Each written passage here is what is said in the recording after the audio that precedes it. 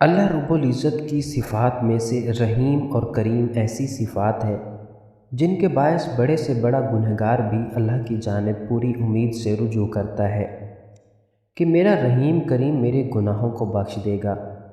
اللہ تعالیٰ بھی اپنے بندوں کو اپنے اعمال دھونے کے کئی مواقع دیتا ہے۔ شب برات بھی ان خاص ایام کے قبیل سے تعلق رکھنے والی ایک اہم رات ہے جس میں احساس زیاں کو اجاگر کرنا مقصود ہے۔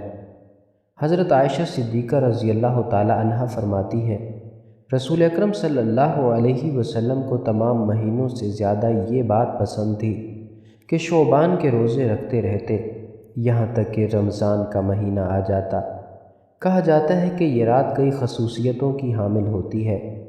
اس میں ہر کام کا فیصلہ ہوتا ہے، اس میں عبادت کرنے کی فضیلت ہے، اس میں رحمت کا نزول ہوتا ہے، اس میں شفاعت کا اہتمام ہوتا ہے، ہر امر و نہی کا فیصلہ ہوتا ہے، بندوں کی عمر، رزق اور عام و حوادث، مصائب و آلام، خیر و شر، رنج و غم، فتح و ہزیمت، وصل و فصل، ذلت و رفعت، قحط سالی و فراغی، غرض کے تمام سال ہونے والے افعال اس شب مبارکہ میں اس محکمے سے تعلق رکھنے والے ملائکہ کو تفویض ہوتے ہیں جس پر آئندہ سال عمل ہوتا ہے۔ نبی کریم علیہ السلام رمضان کے بعد ماہ شعبان میں روزوں کا زیادہ اہتمام فرمایا کرتے تھے۔ اس سلسلے میں حضرت اسامہ بن زید رضی اللہ تعالی عنہ نے آپ صلی اللہ علیہ وسلم سے عرض کیا کہ دونوں جہانوں کے آقا، میں نے آپ صلی اللہ علیہ وسلم کو رمضان کے علاوہ شعبان میں اتنے روزے رکھتے دیکھا۔ حضور اکرم علیہ السلام نے فرمایا کہ شعبان رجب اور رمضان کے درمیان ہونے کی وجہ سے لوگ اس سے غفلت برتنے لگتے ہیں، حالانکہ یہ مہینہ ایسا ہے کہ لوگوں کے اعمال اللہ کے سامنے پیش کیے جاتے ہیں اور جن کی روح قبض کی جانی ہوتی ہے ان کے نام لکھ لیے جاتے ہیں۔ اس لیے میں یہی پسند کرتا ہوں کہ روزوں کے ساتھ میرے اعمال اللہ کے دربار میں پیش کیے جائیں۔ عام طور پر لوگ اس رات میں قبرستان جانے کا خوب اہتمام کیا کرتے ہیں۔ پوری رات قبرستان میں گزاری جاتی ہے، قبور کے قریب محافل کا انتظام کیا جاتا ہے۔ مفتی تقی عثمانی صاحب اس حوالے سے فرماتے ہیں کہ ایک روایت ایسی ملتی ہے جس میں حضور علیہ السلام اس رات میں جنت البقیع میں گئے، اس لیے اس رات میں قبرستان جانے میں کوئی حرج نہیں، لیکن جس حد تک یہ عمل حضور علیہ السلام سے ثابت ہے اسی حد تک اس کا اہتمام کیا جائے۔ کبھی قبرستان چلے گئے اور کبھی نہ بھی گئے۔ ہر سال باقاعدگی سے اہتمام کرنا اور راتوں کو قیام کرنا قبرستان میں مناسب نہیں۔ تمام مومنین کی ماں ام عائشہ صدیقہ رضی اللہ تعالی عنہ فرماتی ہیں، ایک رات میں نے حضور علیہ السلام کو اپنے بستر پر نہ پایا تو میں حضور صلی اللہ علیہ وسلم کی تلاش میں نکلی تو میں نے آپ صلی اللہ علیہ وسلم کو جنت البقیع میں پایا کہ آسمان کی طرف حضور علیہ السلام نے سر اٹھایا ہوا تھا۔ مجھے دیکھ کر حضور صلی اللہ علیہ وسلم نے فرمایا، اللہ تعالیٰ نصف شعبان کو آسمان دنیا پر جلوہ گر ہوتا ہے اور قبیلہ کلب کی بکریوں کے جس قدر بال ہیں ان سے زیادہ لوگوں کو بخش دیتا ہے۔ حضرت عبداللہ رضی اللہ تعالی عنہ سے بھی روایت ہے کہ حضور علیہ السلام نے ارشاد فرمایا کہ ماہ شعبان کی نصف شب یعنی 15ویں شب کو اللہ تعالیٰ اپنی مخلوق کی طرف متوجہ ہوتا ہے، پس وہ اپنے بندوں کو معاف کر دیتا ہے سوائے دو لوگوں کے، سخت کینہ رکھنے والا اور قاتل۔ شب برات کی اہمیت و فضیلت سے تاریخ اسلام احادیث و روایات بھری پڑی ہیں۔ اب یہ ہم پر منحصر ہے کہ کس حد تک اس کی اہمیت کو سمجھتے ہیں۔ یوں تو اللہ تعالیٰ نے مومن کے لیے ہر دن کو ہی بخشش والا بنایا ہے، لیکن اسلامی دنوں میں سے چند دنوں اور راتوں کو دوسروں پر فضیلت دی گئی ہے۔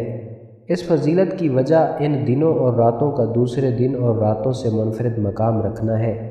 یہ دن اور رات ہمیں جھنجھوڑتے ہیں اور ہمیں اللہ تعالیٰ کے خلیفہ اور نائب ہونے کا احساس دلاتے ہیں۔ دور حاضر کے مسلمان اللہ سے دور ہو کر کس قدر کمزور ہو گئے ہیں، کس قدر گناہوں میں ڈوب گئے ہیں۔ یہ دن ہمیں یہ سب باور کرواتے ہیں کہ اپنے منصب کے مطابق کردار ادا کرنے کی طرف راغب کرتے ہیں۔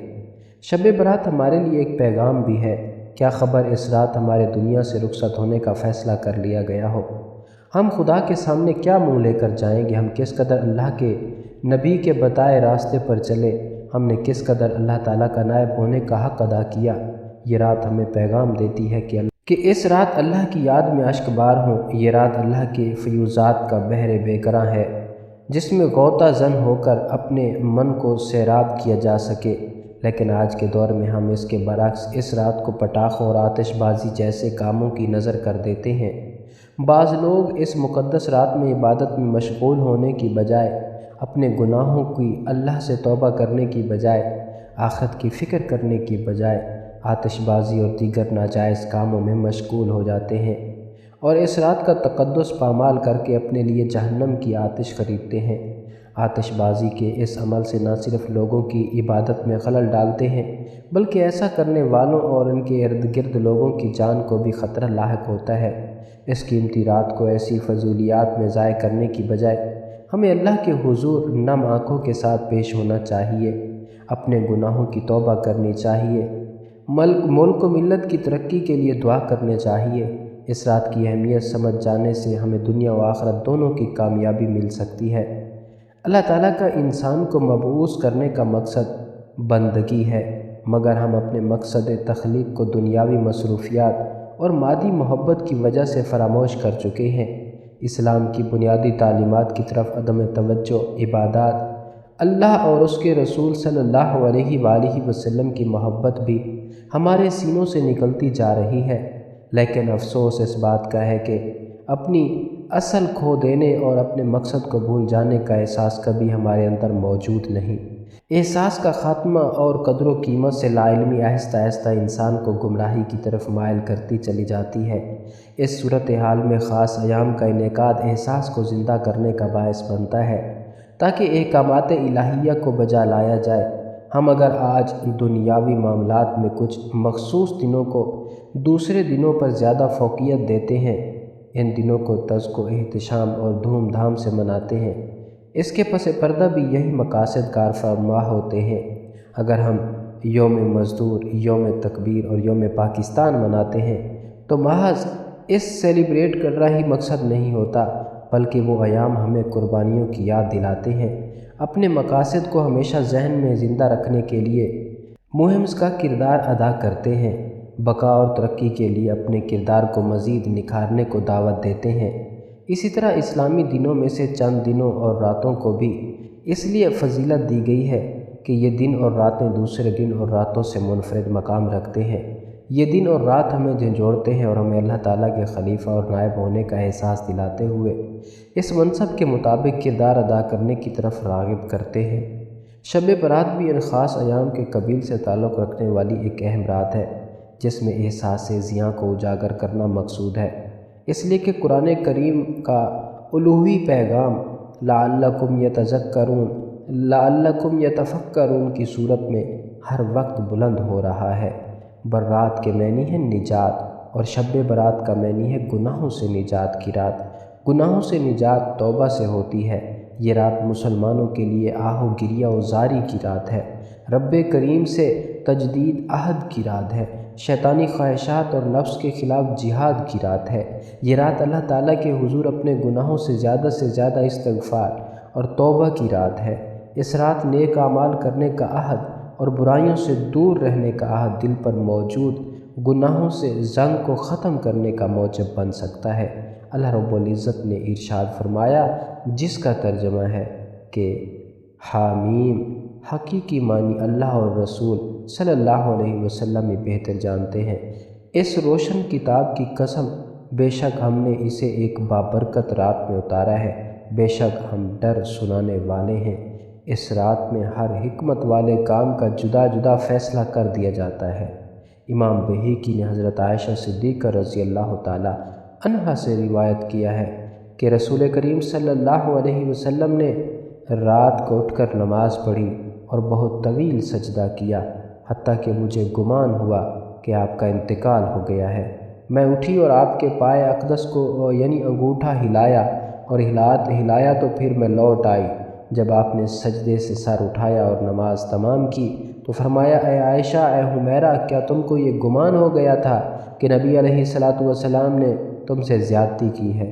عرض کیا نہیں خدا کی قسم یا رسول اللہ صلی اللہ علیہ وسلم، لیکن آپ کے طویل سجدے نے مجھے وفات کے خوف میں مبتلا کر دیا تھا۔ فرمایا کیا تم جانتی ہو کہ یہ کون سی رات ہے؟ عرض کیا اللہ اور اس کا رسول زیادہ جانتے ہیں۔ فرمایا 15ویں شعبان کی رات ہے، بے شک اللہ تعالیٰ اس رات میں اپنے بندوں پر ظہور فرماتا ہے تو توبہ کرنے والوں کی توبہ قبول فرماتا ہے اور رحم چاہنے والوں پر رحم فرماتا ہے اور کینہ پروروں کو جیسے وہ تھے اسی پر رکھتا ہے۔